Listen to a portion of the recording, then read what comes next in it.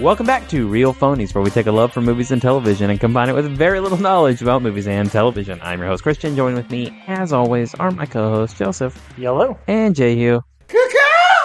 Here to talk about the biggest bomb in movie history, The Flash. It's a Barry Allen story. He tries to save his mom and he fucks up the universe. Ezra Miller, Michael Keaton, Sasha Cale, Ben Affleck, Jeremy Irons, Michael Shannon. A who's who of people who've been in DC movies before. And a who's who of who is or wasn't a DC movie and who isn't in this movie. Right. Yeah. But I'm going to talk about it in a second. But Ron Livingston's in this one. Yeah, what do we think of this? We've put this off for a long time. Right. Well, none of us saw it in the theater, I don't think. I saw it in the theater. I went and saw it by myself. Sarah was out of town, and I was like, man, this will be a fun movie to watch by myself. That seems like you take the lead there. I don't know if that was exactly true. I mean, first of all, I've already stated this about this movie, but I think it's fascinating that this is the third attempt at adapting this story that at best was okay. Mm-hmm. There's already been an animated movie. There's already been a long arc on a live action TV show.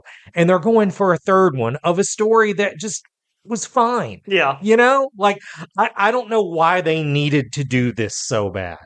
I will say, first of all, I'm not going to try to say this movie was good, because it wasn't. But for a movie that wasn't just made by committee, but was made by several committees trying to undercut the previous committees thinking they're fixing the mistakes of the previous committees. Committee on committee violence. Committee on committee violence, yes. I think it's as good as it could be. I don't think that necessarily adds up to good, but I mean, it does have a coherent story that I can follow, and that's more than I was expecting. Yeah, I mean, I'm going to follow up with you. I think this movie would be actually pretty good if it doesn't commit one massive fatal flaw, in my opinion, which I want to save the spoilers to talk about it. But, I mean, I dislike the first 10 minutes, and I dislike the last 5 minutes. Right. But the other, 2 hours in the middle, that's a pretty fun time. Right. The special effects are wonky. Particularly when we get to spoilers. Yes. Yeah. And there are, you're talking about, when Justice League came out, I remember Joseph and I talking about, that movie is better than all the drama behind it being. Right. And to the point you're making, there was a movie that was being made before The Rock did his hierarchy of the DC universe was going to change. And so then I think the movie changed. Right. And then 2 weeks later, that was shit canned and James Gunn came along, and this was already kind of in the can, and some changes still needed to be made because they were leaving some doors open or closing some doors. And at the end of the day, when you look at all that drama, this product is kind of better than you anticipated it to be. Yeah. I mean, I feel like there's 4 or 5 levels. There was everything's fine. Because, this was announced a long time. I mean, there's basically the Zack Snyder version. Right. And then that doesn't go well and it gets undercut. So it's we're going to make a brighter, shiner version of this. And then The Rock comes along and it's oh no, the DC universe is going to be all about The Rock. And then that shit fails. So there's at least 4. Yeah. And that's, again, not even encountering all the behind the scenes people. Because I don't think everyone, we've talked about this before. I think one of the big problems with DC behind the scenes is nobody ever knows what the other guy is. Absolutely not. And then that comes out. And when the thing comes out that they didn't know what was going on with, you're making a movie. It's well, shit, I got to react to that. Mm-hmm. So yeah, it's the best thing it could have been. Yeah. I can tell you, I didn't watch this in theaters, and I, in my heart, wanted to not like this so bad, which, as you guys know, is my default setting. I prefer not to like things, but I think I may have set my expectations too low for it because I did end up having a pretty good time. It's fine. I think the third act is an absolute mess. I mean, but that's true of all the DC movies that we've had so far. Yeah. But completely agree with everything else you guys have said. It's it's way more coherent. It's way more of a movie than it seems like it really should have been. Right. I honestly think, besides the third act, it had the makings of a good superhero movie for kids for a while, and then it kind of gives up on that. But if they had committed to that, I would be oh, you know what? You guys had a target, and I feel like you almost reached it. Right. I do think, I don't think this is a spoiler, so I want to talk about it now. Hurt, you had briefly talked about how the story that this is based off of, it's okay. Right.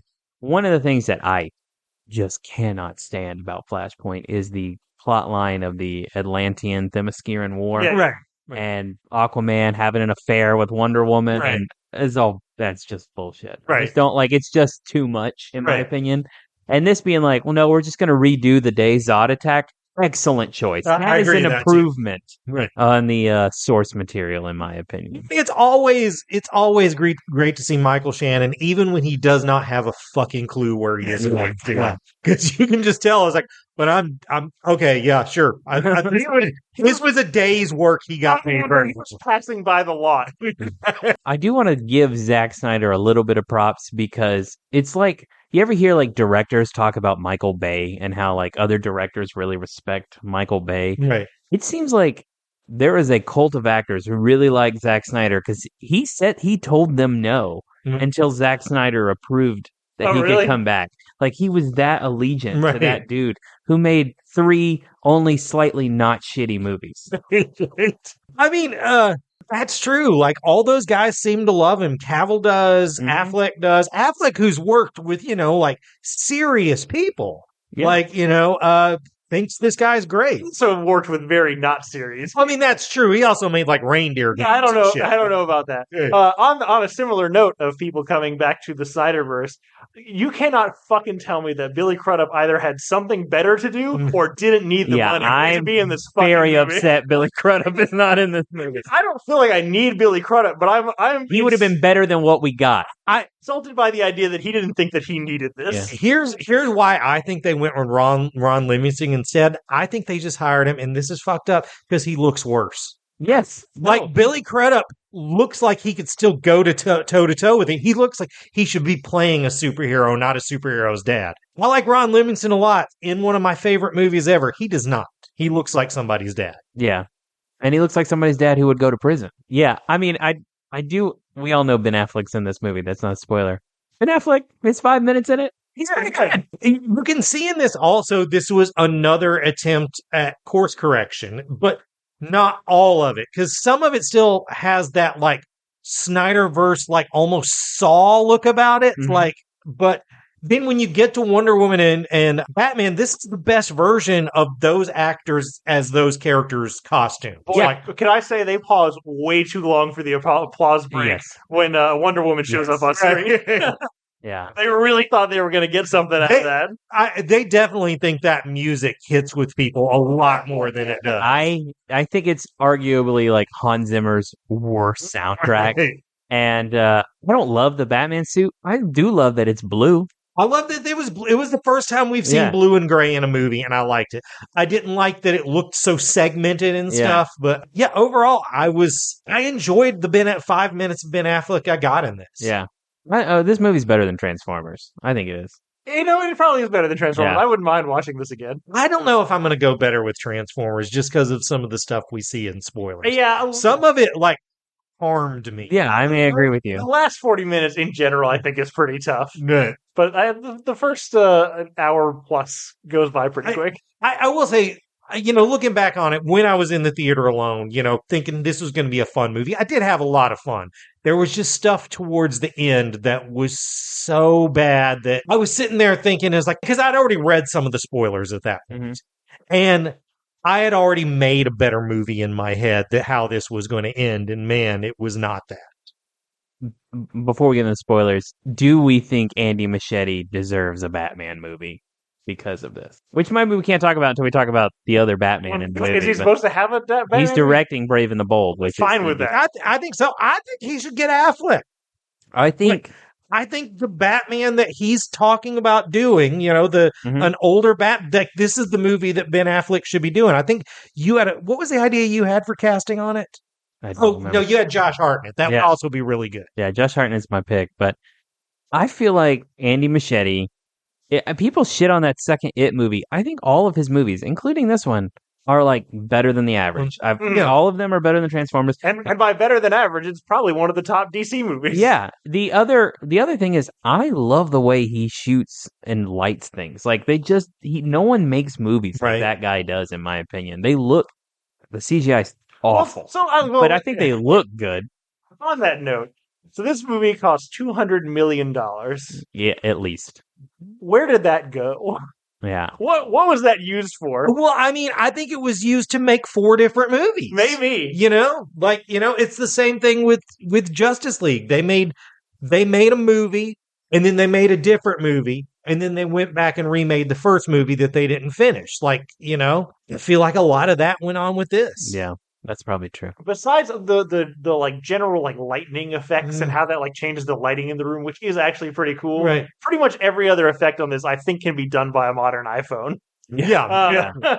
I know we give the CW Flash a lot of shit, but I don't think this looked any better than that show. The CW Flash has PlayStation 3 special effects, and this had some fucking in places PlayStation 2 effects. Yeah. So spoilers? Spoilers. Before we get into spoilers, one thing I want to say. I think that there are this many people that give a shit about spoilers on this fucking movie. Because everybody's probably seen this at one point. But I just want to touch on Barry's friends are fucking awful. Yes. Are they his friends? And not in that not in that Kurt Angle getting the crowd worked up awful. Yeah. They're just awful. You don't like them, but it's not any fun. I wasn't clear if they were supposed to be his actual friends or if they were kind of supposed to be workplace bullies.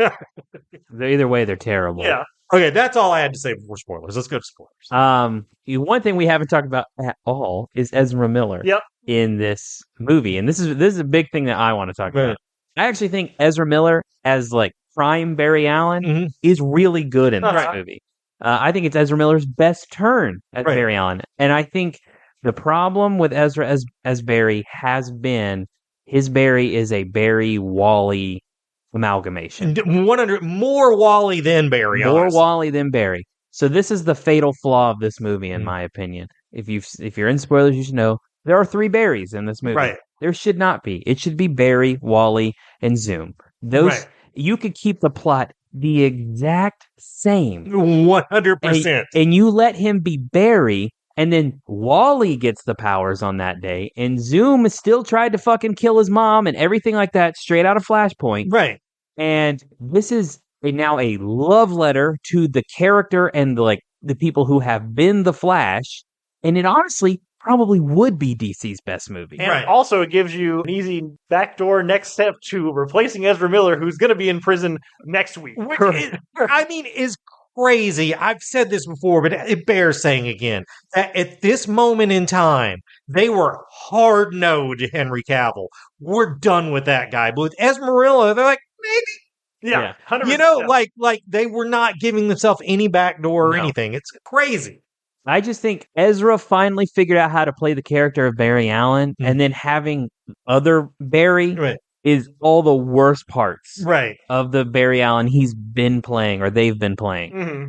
I think making that character Wally West and just putting someone else in there, 1, is better for the story you're telling, and 2, allows Ezra to just be this good version of Barry that they haven't been previously. I mean, I will say, I do think it was a clever thing to do that they weren't doing an origin story, but they found a way to still do an origin story. He has to go back and relive his origin. But I agree, he could just as easily do that with a second character instead of himself. Yeah, if he if Barry Allen as a character, knows where the lightning strike's going to be and what date it is, okay, it's just Wally West is. I was about to say they've already established you've changed the past and future, so it could absolutely be somebody else in that place at that time. Just happens to be Wally there at that time. To me, I think that's a better choice, and I really struggled with it because I don't think Ezra has the chops to play 3 different versions of that character. Right. Having said that, you brought up a good point. I actually liked the time travel rules in this. The little spaghetti shit, I totally bought it. I was like, this is comic book me enough. Keaton delivers it. I'm all on board. Don't want to pull my anime card out too hard, but it is very similar to the Steins Gate time travel model. So, just throwing that out there. So you brought him up. What do we think of Michael Keaton in this? It's fun. I mean, I loved it. He seems like he's happy to be there, and so I'm happy that he's there. Right. I do think the Burton movies did a much better job of covering up that he was a little guy. Mm-hmm. You know what I'm saying? In this, it's very evident he's a little dude. To be fair, everybody's a little dude in this fucking movie. One of the things, I don't know if you guys heard about this, one of the things I heard about this movie that I thought was really cool is they made Michael Keaton a version of his Batman suit where he could move his neck, and he refused it. That's awesome. Yeah, he was like, no, my Batman does not move his neck. which I fucking love. I think he is very good. I think he's having fun. I don't like all the freaking callbacks. Oh, yeah. Like, Yeah. No, I mean, all those things are the worst bit, but the Yeah. bit where he's just being Bruce Wayne Batman retired and just being Michael Keaton, it's fun. I like that bit. I definitely, of all the callbacks I didn't like, the one I didn't like the most was the Joker laughing box. Like, that's too just on the nose. Yeah. And I'm someone who, as on record as I love fan service, but that felt dirty. He's too on the nose. Yeah. It's just, and like maybe once would have been okay, but it's far more than once. Right. And I can say back to your thing about the tourney cowl. There were 3 moments in this movie that made me laugh out loud, which I'm loath to say because again I wanted to hate this movie so bad. But one of them is when young Barry puts on his homemade suit and tries to like turn around in the Batwing and face gets all messed up and it's very funny. I would say that I also wanted to hate that because that's everything I hate. Yeah. I don't like this side of the screen jokes on that side of the screen, but I also laughed at that. Yeah. What do we think about old Sasha Calle as Supergirl? Thought she was great. Yeah. I'm sad we won't see her again. Yeah, I think she's really good in the short screen amount of screen time she has, and I appreciated that it was like they were like, well, we're gonna take Flashpoint Superman, we're gonna make it Supergirl. We're also gonna do Supergirl's origin story, and we're gonna do like kind of a Red Sun origin story. Put it all together. Yeah. And it worked. Yeah, I love that. I would have liked it. I think there is some of my biggest complaints with this movie because I liked both her and Michael Keaton more than I liked Ezra Miller. So it's like, why am I not just watching a movie about these people? Well, they knew that. They advertised the two of them almost way more than they advertised Ezra Miller. I really thought that girl was like some kind of British because I kept hearing some weird accent shit happening when she was trying to deliver her lines. Right. Just Boston. Well, that's also a weird accent. I guess that's true. I don't know. That suit is great. The suit is great. The suit is the best Superman suit they've made since they outlawed the trunks. Yeah. Yeah. Do we want to talk about all the crazy cameos at the end of this movie? Well, are there a lot of them even? I just want to say that I had heard about these cameos before I got in, but not how they presented themselves. So I had assumed there was going to be some sign of lightning fast time travel where Barry shows back up with an army of these CGI characters from other movies. And man, was it not that. Mm-hmm. It's just some big glowy balls running into each other. It's just like, one, I don't understand how it like fits into the story in any way. I like doesn't add anything to the plot at all, which is like, it's fine. I get that the whole point is like, fan service just trying to like get the cheer, but like, who are you getting this cheer from? Right. Well, the one I felt was the grossest was George Reeves. Because, I mean, here's a guy who killed himself partially due to not being able to disassociate himself with his character. Like, that was just, But yeah, that's like, who's the mark for these? Right. For this, I mean, at least like 4 to 5 minutes of screen time. Right.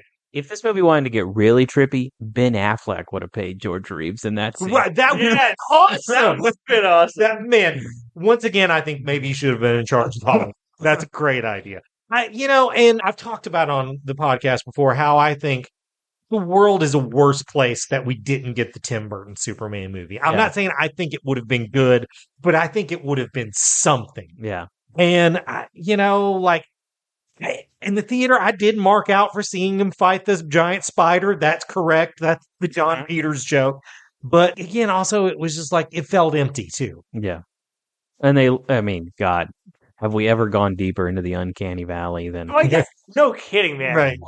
These are where the PlayStation 2 special effects are, and I think this is where they should have tried the hardest. Yeah, for sure. I don't understand. What do we call that sphere thing? That I don't remember what they called it in the movie. But like, I don't understand why it had to be just awful CGI monstrosities. Right. Like, I don't understand why you couldn't. It didn't have to be a sphere at all. If you didn't have the capability to like draw that many things or repeat that many frames and something. Right. But yeah, it looks awful. I mean, it was 100% in this movie for people to read the spoiler and think they had to go see this, which I fell for. But in practice, it was nothing. Off this subject, I'm just curious to hear y'all's opinion on the saving all the babies in the beginning of this movie. I think like the first 20 minutes of this movie is like designed to do what I think superhero movies should be always about. Right. Which is selling toys. 100%. Every single sequence, every single costume, every single vehicle, everything in it is there for like, a set of toys for kids to be like, I remember that from the movie, or that was fun. I love it. I have no problems with it. I hate that scene. So stupid. It's so stupid in like, I don't know, in a way that I enjoy. Well, I talked about this when I slightly talked about this before on here, but I think, when James Gunn said he really liked this movie, part of that is because he was corporately mandated to. Yeah. But partly also is he saw that scene and thought, that's a sequence like I would do. And they put a baby in a microwave. And I think if James Gunn would have done it, he would have said it to Whitney Houston's The Greatest Love of All. I believe the children are the future. Well, and let them lead the way. I think that would have just been great for that scene. Yeah. I hate everything about it. I think it looks awful. Oh, it looks real bad. I dislike, I don't, I'm not a big fan of putting babies in danger. Maybe it's the parent in me, even if they're fake alien looking babies. But then the constantly going back to the food joke, even going back before that, I don't think I don't know if Barry's already interacted with Iris by this point. I don't know, but I don't think they have any chemistry. No, absolutely not. The barista guy telling a really long story that didn't hit for me. All of that's bad until Barry and Bruce have that conversation where Bruce is like, we can't do it. Even if I could, I'm not going to do it. At that point, I was like, okay, this is a really good interaction. Both of them are pretty good in it. Let's see where we're going from here. But first 15 minutes, I was like, God, this is going to be a long 2 hours and 27 minutes, whatever it is. And then the ending is awful. Yeah. Right? We agree. No, it's awful. That you just sat through, before you even get to the fucking George Clooney tooth falling out. Right. Talk about Uncanny Valley. That doesn't even fucking look like Ezra Miller. Right. Before that, the entire movie is Barry learning that you can't change the past. And the resolution is that Barry still changes the past. What the fuck did I sit through this for? I feel like he thought, well, if I change this thing that won't pay off to when I'm back in the future, it'll be fine. But it doesn't follow the rules he's learned at all. Exactly. If we didn't have that scene with fucking Batman where he explained that's not how it works, you probably can get away with it. By the way, this is how Flashpoint does end. That's why the fucking New 52 and all that shit happens, is that Barry still makes the choice to change the past in a different way. But you created a scene and made rules to allow you to do all this fun stuff. Right. Why would it just was the worst decision? How did we enjoy the Eric Stoltz joke? I mean, they hit on it too hard. They lingered on it too long. That was a 10-second joke that went on for 2 minutes. Yeah. Also, every joke in this movie may hit for us. How many of them hit for the general audience? 100%. It's one of those things where I'm watching it and I'm like, how confused would anyone who doesn't have a podcast be about this? Which, granted, there's so many podcasts out there. It's a viable market to shoot for. Sure. But it just felt like anybody who isn't 100% stooped in movie trivia and superhero movie trivia would be lost in this movie. Yeah. I think that's one thing that really brought this movie down for me over anything was just all the people, all the fucking critic reviews, Ben Affleck, fucking James Gunn, everyone talking about how great this movie is. And it's not even the best comic book movie we got this year. It's not even close. Not even top 3. Yeah. Right. But it is pretty good. I just want to know what movie those people saw. Well, and particularly since this has a lot of similarities to Spider-Verse. Yeah. And they came around at the same time. And there's no way to look at this even in the same, there's just not the same. There's no, it's not, saying they're on a different level does it a disservice. It's one of them is great and one of them exists. Yeah. I don't know. I don't have much to say. I will watch it again at some point in time, I'm sure. I mean, that is the thing. I think this works better more as just, I'll put this on at absolutely. home. This feels like a TV movie. Right. Yeah. Allegedly, the end of this movie was supposed to be Barry sees Batman, but we don't. He still says, oh shit, or whatever. And it was supposed to be the implication that that's the new Batman. What the fuck didn't they go with that? They don't want Ezra.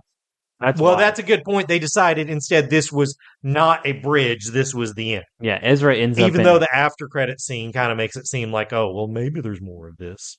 Well, I thought that By the way, I watched this on HBO today or whatever the fuck it is now, and it just jumped me to the next movie. yeah, Wait for the after credit scene. That's how it's not useless good. it is. It's stupid. It's basically, I watched this, a month ago, 2 months ago now. So but basically it's just Aquaman shows up in a puddle and Barry tries to explain to him that he's fucked up the universe. Yeah, Um, I almost interpret it to be that for some reason, Jason Momoa Aquaman, those movies still everything happened for him right, in the new universe. right. Uh, that movie's that trailer's fun, but that movie's gonna suck. Right. It's gonna bomb.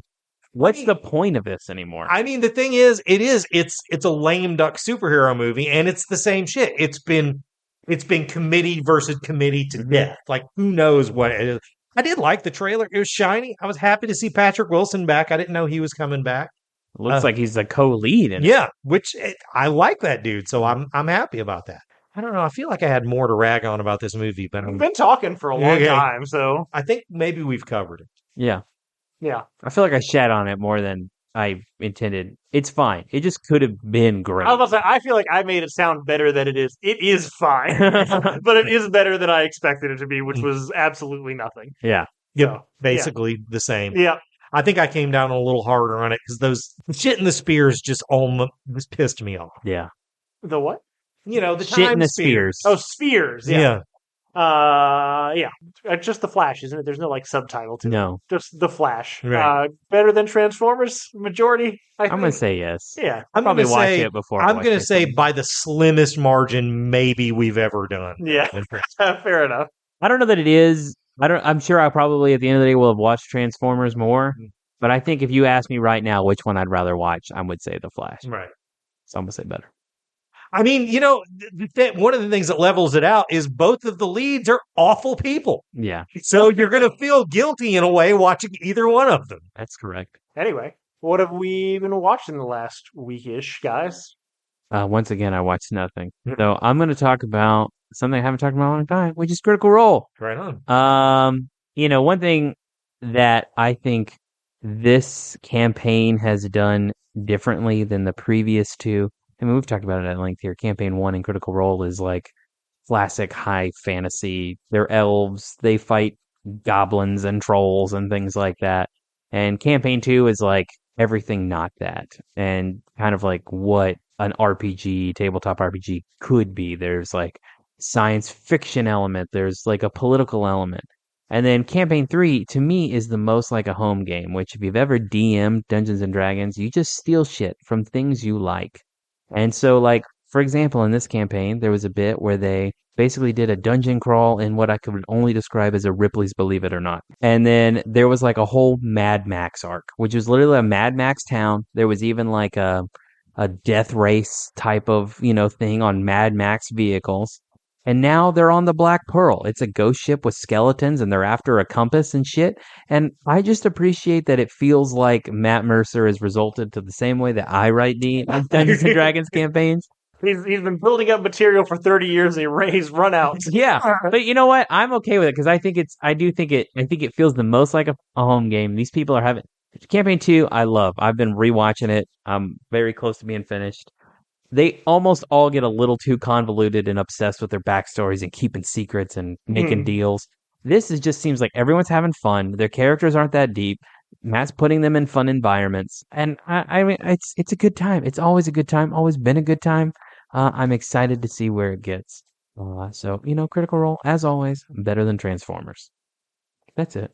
So you reminded me of something I wanted to ask you guys about, but it sort of ties into what I was going to talk about. This is going to be a subsect of the segment of what we've been watching. Is that Jehu is getting old. Mm-hmm. So Sarah this week, she was in Destin and she decided she was going to buy an Xbox. I have not played video games in at least a decade, but I was pretty excited about this decision. She was doing it because, her job now, no one she works with lives near her. So some of them like socialize during Xbox, using Xbox. So I was like, fuck yeah. before she even gets home, I'm going to run out to the trailer because where all my old video game systems went to die once they became obsolete was my childhood room in the trailer. So all that shit's still there. I'm going to get all my favorite Xbox games and bring them home. So she gets home, I set it up, and I start looking for the tray. And I'm looking for like a secret fucking magic button or something to open the tray. And I realize there's no fucking tray. There's no tray. It doesn't take discs anymore. It's moved beyond me. I think there are two versions. There's a version that does take disc and a version I think, without. but yeah, it's like $200 more, Yeah. and Sarah just bought the cheaper one. So, physical media becoming obsolete, worse than Transformers. I'm going to go Agree. with. I got a few games. One of the things I did on Batman Day, one of the games I was going to try to replay because I never really finished it was Arkham Asylum. So I bought Arkham Asylum $4.99 on Batman Day. And man, at the time this game came out, like people really, were like, of course there were people who loved it, but a lot of people was like, man, that shit's pretty hot topicy. And I don't think that's fair. It's like Spencer's fucking Gifts. It's trashy. And I'm not saying it's fun. I'm trashy. I'm a trash person. But god damn, the costume designs in this are just so Spencer's Gifts. That's the only way I can describe it. But that being said, I'm having fun playing again. What I was going to ask you about, though, on the subject of physical media becoming obsolete, have you guys heard that on the Dungeons and Dragons Blu-ray, there's an extra where the cast plays Dungeons and Dragons? I know that they did that. I've seen clips of it, but I haven't watched the whole thing. I'm going to buy the Blu-ray just to watch that. I mean, I still buy Blu-rays and stuff because I'm obsolete, but I'm definitely going to get that. So look, if you don't have it on physical media, they can take it away from you any fucking time they want. Always learned, yeah. Yeah. So that may be what I'm talking about next week. I like it. Yeah. A couple different things. Starting most accessible. I watched Gangs of New York for the first time this past week. The first time? Get the fuck out of here.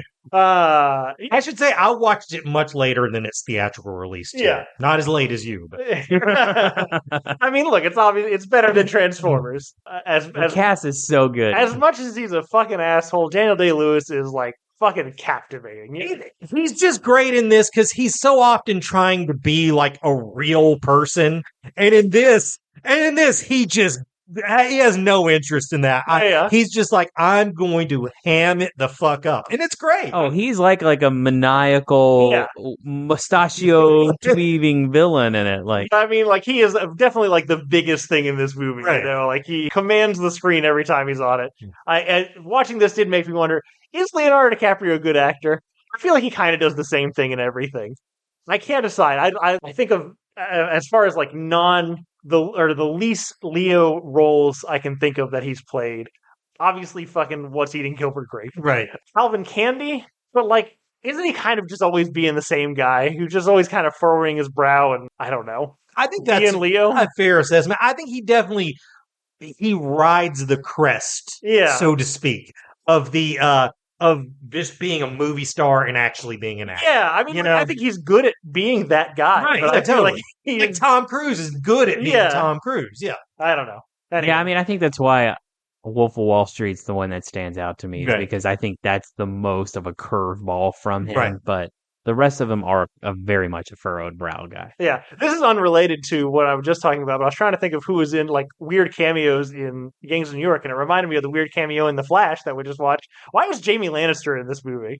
Dude, I think he's supposed to be Eobard Thawne. No shit.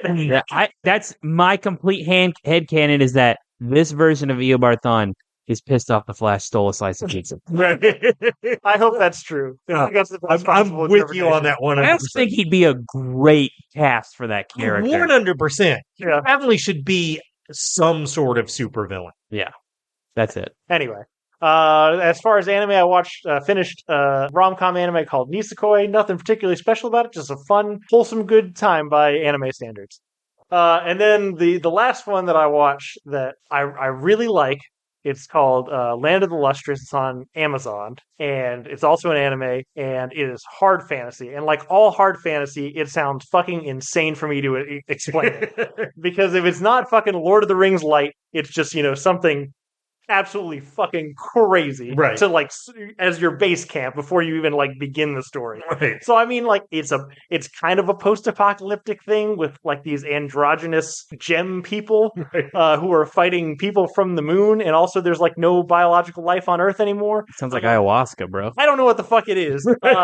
It definitely, like, I'm not going to try and pitch you on it based on the basic premise because I think that's not going to work. Right. But it is good, and it's made by Studio Orange, who is like one of the pioneers of like the 3D anime thing. They've gone on to, so they made this, and then they made Beastars immediately after, which is way more successful.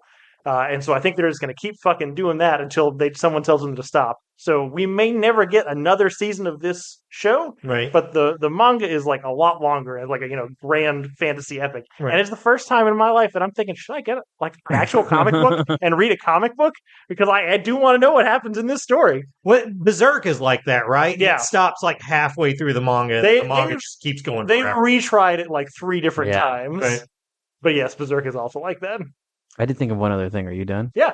Land of the Lustrous, better than Transformers. Since I talked so much about Ahsoka reminding me of Lord of the Rings, Right. I would say I rewatched Lord of the Rings. I watched Rings of Power again. All of you are fucking wrong. That show is great. It was better the second time. I just need to go back and finish it because I enjoyed the episodes I watched. They were just too fucking long. They're long and they're slow, but I think they're very. There's a fucking 15-minute scene of a dude crying over a tree. It's the most Tolkien shit possible. I think it's legitimately very, very good. And again, I think I judged it. I liked it the first time, but because I didn't know what it was going to be, I judged it too harshly. And now that I knew and my expectations were set, fucking, I dug it more the second time. Christian, I think it would be fair to call you deep in the pocket for Tolkien shit. Yes. How much of your enjoyment of this do you think is your personal bias over the love of the source material? I actually feel like the opposite is true because you could get way too fucking nitpicky and be like, spoiler alert, fucking Gandalf doesn't show up during this period of time and he's kind of a main character in season 1 of this show.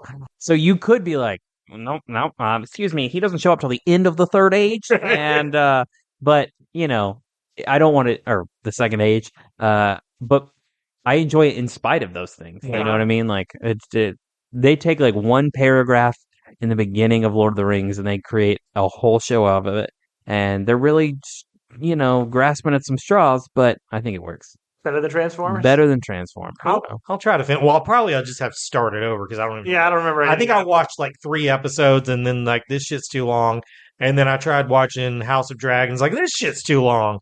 And then I still have yet to finish. I've started it 3 times. I mean, people tell me it's fucking great. But again, I don't want to watch a show that has an hour and 15-minute episodes. That is not an episode. That's a fucking movie. I also think I just don't give a shit about Game of Thrones anymore. I think it's dead for me now. See, I keep feeling I'll remember moments I like and think, man, I want to go back and relive that. And just, then you're going to get to the end. And I didn't hate the end as bad as you guys did, but I didn't love it. I rewatched it and doing it all in like 10 days, the ending hit better. It was like right at the beginning of COVID. I had nothing to do. So I just watched a lot of Game of Thrones. Yeah. Very cool. Well, what do we want to do next week? I'm out of ideas, y'all. This is all I got too. All right. Maybe we'll have a deal done by then. Maybe. Hey, they're renegotiating today, bro. Are they? Yep. Yeah. All right. Well, we'll see. I don't think that's going to give us a movie by next week. No, it won't. I'll find out what happens. So join us next time for the surprise, whatever we're fucking feeling like. In the meantime, thank you guys for listening. Please rate and subscribe, tell your friends about the podcast. If you want to get in touch with us and tell us what you thought about The Flash, you can reach us at realphonies@gmail.com. You can also follow us on Facebook, Twitter, at realphonies, on Instagram, real_phonies. It's X now. It is X, you're right. I refuse to call it that, though. And when I have to start paying for it, I also like. He's just decided to go out of business, right? Nobody's gonna fucking pay for Twitter. Yeah. I almost refuse to click on stuff that you send that's from X now, just because fuck them. Well, it doesn't work as well now. No, it's absolutely busted. Like it takes me to like some browser that I didn't even know was on my fucking phone, and like I can't get the video to enlarge. It's trash. So follow us on Facebook and on Instagram at real_phonies. Thanks, Zach Evans, for art and Brian Velasquez for our theme. We'll see you guys later. Later.